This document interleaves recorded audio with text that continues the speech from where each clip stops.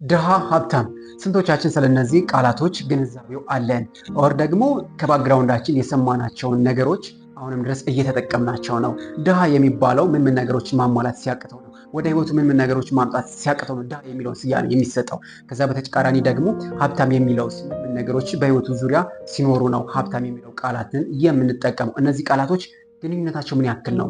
ድሃ የሚለው ውስጥ ላይ ያሉ ሀሳቦች ምንድን ናቸው? ሀብታም የሚለው ሀሳቡ ላይ ያሉ ነጥቦች ምን ናቸው የሚለውን ሀሳብ በዛሬው ቪዲዮዬ ዲስከስ እናደርጋለን። እኔስ ይህን ቪዲዮ ለማቅረብ እየወደድኩትኝ ስለ ድሃና ሀብታም የተወሰኑ ቪዲዮዎችን፣ መጽሐፎችን፣ ሰዎችንም ኢንተርቪው አድርጌ ነበር። ያገኘሁት ሀሳብ ግን እጅግ በጣም የሚገርም ነው። ያልጠበቁት ሀሳቦች ነው ከሰዎችም ከመጽሐፉ ከቪዲዮዎችም ያገኘሁትኝ።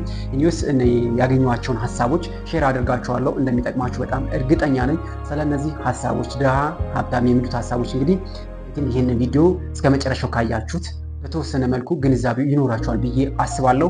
ወደ ቪዲዮ ከማለፋችን በፊት ግን ቻናሌ እንደምታዩተኝ 500 ምናምን አካባቢ ሰብስክራይበር ነው። እናንተ ግን 1000፣ 10,000፣ 50,000፣ 100,000 ማስገባት ትችላላችሁ። ከእናንተ የሚጠበቀው እጅግ በጣም ቀላል ነገር ነው።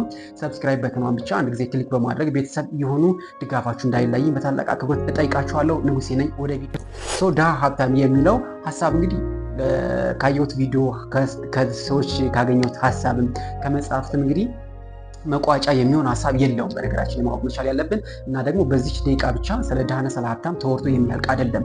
ምክንያቱም መቋጫ ሀሳብ ስለሌለው ማለት ነው። እኔስ ይህን ቪዲዮ እስከ መጨረሻው እዩት። በጣም ጠቃሚ ሀሳብ ታገኛላችሁ።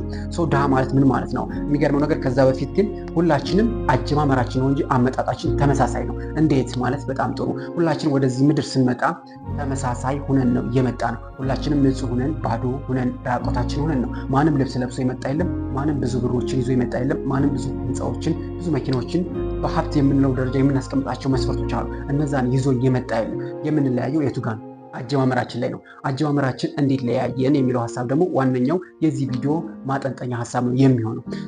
ሀብታም የሚሆነው አንድ ሰው ምክንያትነት የምናነሳው ሀብታም የሚባለው ስያሜ፣ ድሃ የሚባለው ስያሜ አጀማመር ላይ ነው የሚለያዩት። እንዴት የሚለውን ሀሳብ እስኪ በዝርዝር እንያቸው። አንድ ሰው ሀብታምና ድሃ የምትባለው አጀማመራችን ላይ ነው። ተፈጥረናል።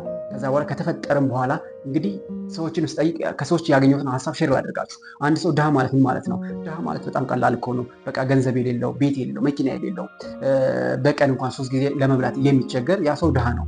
ሀብታምስ በተቃራኒ፣ ሀብታም ማለት ደግሞ የሚፈልገውን ነገር በሚፈልገው ሰዓትና ሁኔታ ማግኘት የሚችል፣ ብዙ መኪናዎችን የሚያንቀሳቀስ፣ ብዙ ካምፓኒዎችን ማኔጅ የሚያደርግ ያ ሰው ሀብታም ነው የሚል ስያሜ የተሰጠኝ። ነገር ግን ይህን ሀሳብ እንዴት ታዩታላችሁ?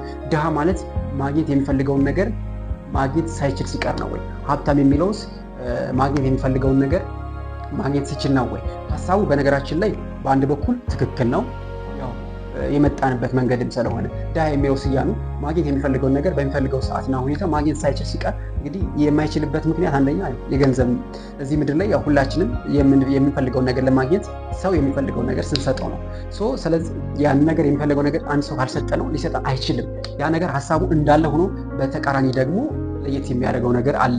ድሃ ብለን የምናስቀምጠው በሀብት ብቻ ነው ወይ? አንድ ሰው ብዙ ብር፣ ብዙ መኪና፣ ብዙ ህንፃዎች፣ ብዙ ካምፓኒዎች ስላሉት ብቻ ነው ወይ ሀብታም የምንለው? ድሃ የምንለውስ ገንዘብ ስለሌለው ነው፣ ቤት ስለሌለው፣ መኪና ስለሌለው ነው፣ ካምፓኒ ስለሌለው ነው ወይ ድሃ የምንለው? ድሃ የምንላቸው ነገሮች ገንዘብ ብቻ አይደለም። የገንዘብ ድሃ አለ፣ የጤና ድሃ አለ፣ የፍቅር ድሃ አለ። እነዚህ ሁሉ ድሃ የምንላቸው ናቸው ማለት ነው።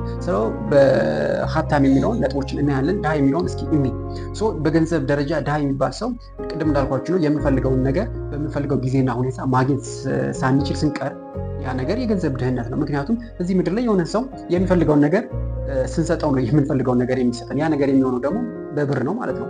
ይሄ ነገር በገንዘብ ድሃ ነው። እኔ ለምሳሌ በገንዘብ ደረጃ ዛሬ ላይ በጣም በገንዘብ ደረጃ ድሃ ነኝ። ነገር ግን የሚገርማችሁ ነገር እኔ በጣም ጤነኛ ነኝ። ስፖርቴን በአግባቡ ሰራለሁ። ባገኘሁት አጋጣሚ ከሰዎች ጋር የሚኖረኝ ሪሌሽን በጣም ጥሩ ነው። በገንዘብ ደረጃ ዛሬ ላይ 3-4 ካሜራ አስቀምጬ መቅረጽ አልችልም። አንድ ስማርት ስልክ አስቀምጬ እየቀረጽኩ ነው። ማናጀር የለኝም፣ ኤዲተር የለኝም። እነዚህን ነገሮች ሁሉ ዛሬ ላይ ማድረግ አልቻልኩም። ለምንድን ነው ማድረግ ያልቻልኩት? ምክንያቱም ለካሜራዎቹ፣ ለኤዲተሩ፣ ለማናጀሩ የሚፈልገውን ነገር መስጠት ስላልቻልኩኝ ነው ዛሬ ላይ ከኔ ጋር ያልሆኑት። ነገ ላይ ግን ቪዥን ያደረኩት ነገር አለ። ያን ቪዥን ያሰብኩትን ነገር ለማሳካት ዛሬ ላይ ጥረት እያደረኩ ነው። ያን ምንድነው ጥረት ማድረግ ነው። ዛሬ ላይ ያለኝን የገንዘብን